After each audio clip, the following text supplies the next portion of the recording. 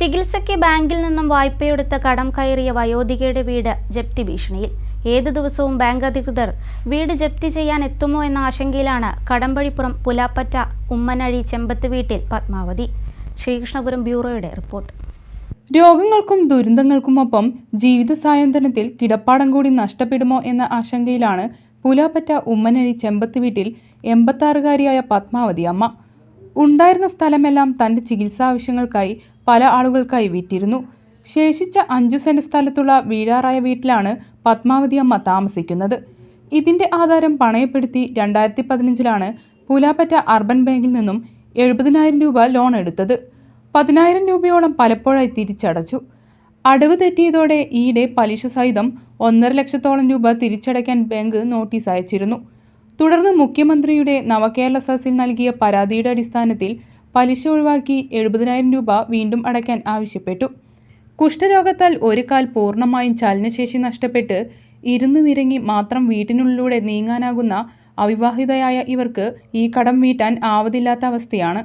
5 saint മാത്രമുള്ള സ്ഥലത്ത് നാട്ടുകാർ ഉപയോഗയോഗ്യമാക്കിയ വീട്ടിൽ പ്രായമായ അനിയത്തിയുടെ കൂടെയാണ് താമസിക്കുന്നത്.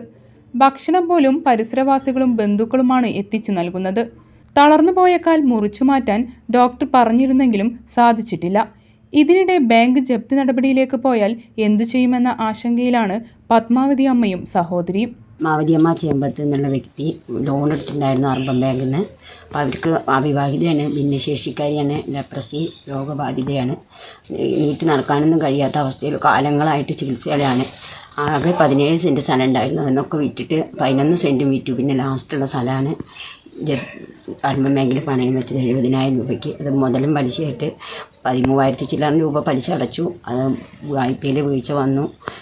അത് സാമ്പത്തികമായിട്ട് ഭയങ്കര ബുദ്ധിമുട്ടിലായിരുന്നു. ചികിത്സയ്ക്ക് തന്നെ നല്ലൊരു തുക വേണം. മാസങ്ങളോളം ആസ്പത്രിയിൽ കിടപ്പായിരുന്നു. എപ്പോഴും ജപ്തിക്കുള്ള മുന്നോടിയായിട്ടുള്ള നോട്ടീസ് വന്നിട്ടുണ്ട്. നവകേരള സദസ്സിൽ കൊടുത്തിട്ടുണ്ടായിരുന്നു അപേക്ഷ. അപ്പോൾ അവിടുന്ന് 70,000 രൂപ അടച്ചിട്ട് ഒഴിവാക്കാൻ ലോണെന്ന് പറയുന്നുണ്ട്. അതിനുള്ള സാമ്പത്തിക സ്ഥിതി ഇല്ല. കാരണം എന്തെങ്കിലും ഒരു സഹായങ്ങൾ ഉണ്ടായ വളരെ ഉപകാരമായി. അത്രയും ദയനീയ അവസ്ഥയാണ്.